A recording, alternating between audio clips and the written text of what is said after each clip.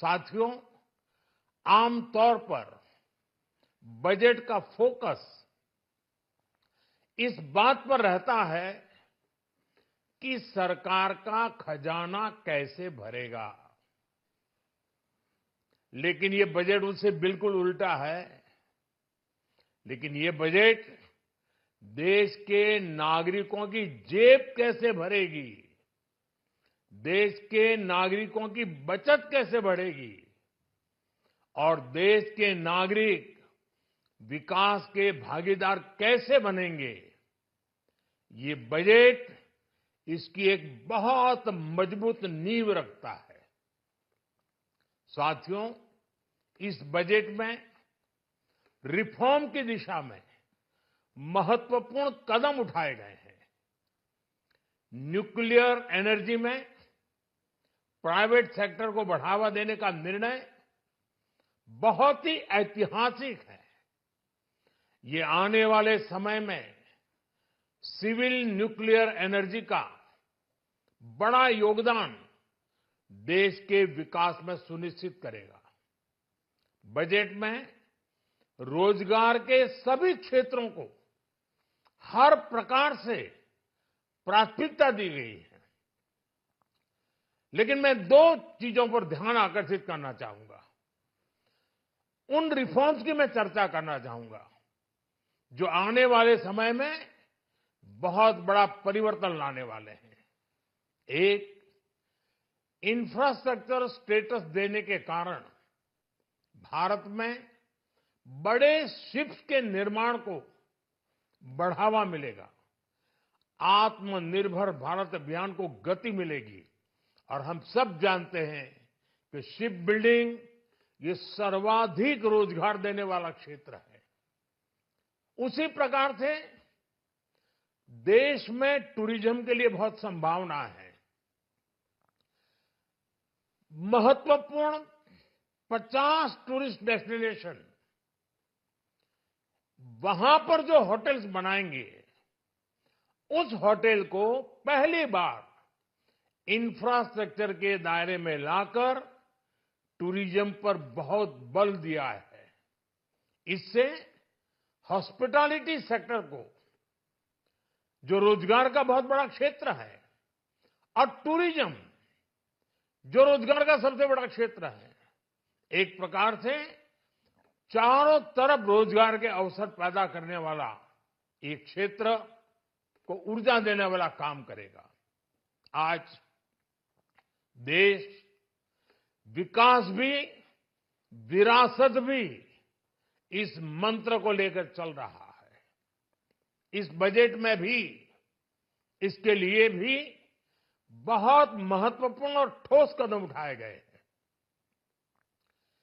1 करोड़ पांडुलिपियों के लिए संरक्षण के लिए, मैन्युस्क्रिप्ट के लिए ज्ञान भारतम मिशन लॉन्च किया गया है।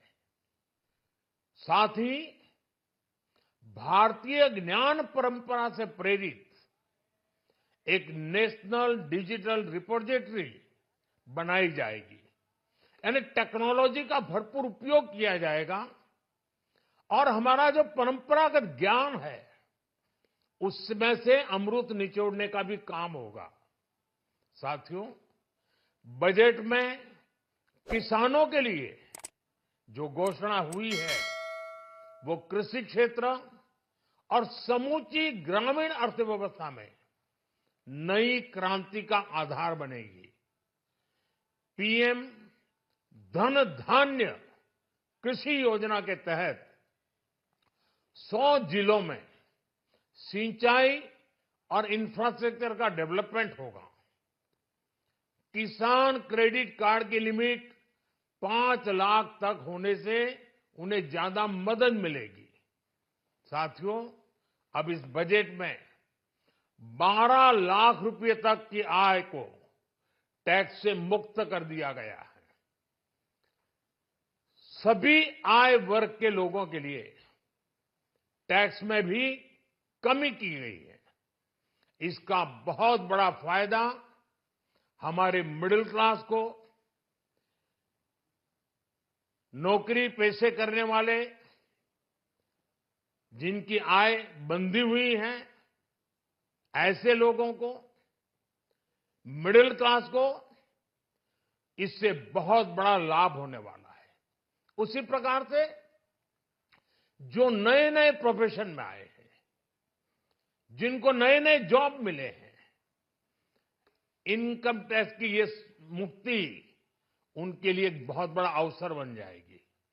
साथियों, इस बजट में मैन्युफैक्चरिंग पर 360 डिग्री फोकस है, ताकि एंटरप्रेन्योर्स को, एमएसएमईज को, छोटे उद्यमियों को मजबूती मिले और नई जॉब पैदा हो। नेशनल मैन्युफैक्चरिंग मिशन से लेकर clean tech, leather, footwear, toy industry जैसे अनेक सेक्टर्स को विशेष समर्थन दिया गया है। लक्ष्य साफ है कि भारतीय प्रोडक्ट्स ग्लोबल मार्केट में अपनी चमक बिखेर सके।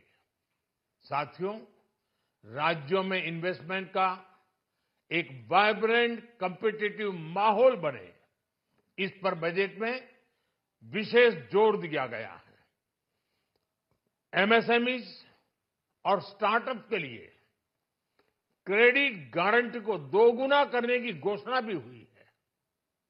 देश के एससी, एसटी और महिला जो नए उद्यमी बनना चाहते हैं, उनको 2 करोड़ रुपए तक के लोन की योजना भी लाई गई है, और वो भी बिना गारंटी।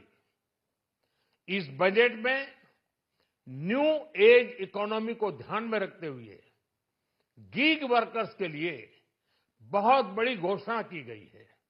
पहली बार गीग वर्कर्स का ई श्रम पोर्टल पर रजिस्ट्रेशन किया जाएगा। इसके बाद इन साथियों को स्वास्थ्य सेवा और दूसरी सोशल सिक्योरिटी स्कीम्स का लाभ मिलेगा। ये डिग्निटी ऑफ लेबर, इसके प्रति, श्रम एव जयते के प्रति सरकार के कमिटमेंट को दर्शाता है। रेगुलेटरी रिफॉर्म से लेकर फाइनेंशियल रिफॉर्म्स, जन विश्वास 2.0 जैसे कदमों से मिनिमम गवर्नमेंट और ट्रस्ट बेस्ड गवर्नेंस के हमारे कमिटमेंट को और बल मिलेगा। साथियों, ये बजट न केवल देश की वर्तमान आवश्यकताओं को ध्यान में रखता है, बल्कि हमें भविष्य की तैयारी करने में भी मदद करता है। स्टार्टअप के लिए deep tech fund, geospatial mission और न्यूक्लियर एनर्जी मिशन ऐसे ही महत्वपूर्ण कदम है। मैं सभी देशवासियों को एक बार फिर इस ऐतिहासिक पीपल्स बजट की बधाई देता हूं, और फिर एक बार वित्त मंत्री जी को भी बहुत बहुत बधाई देता हूं। बहुत बहुत धन्यवाद।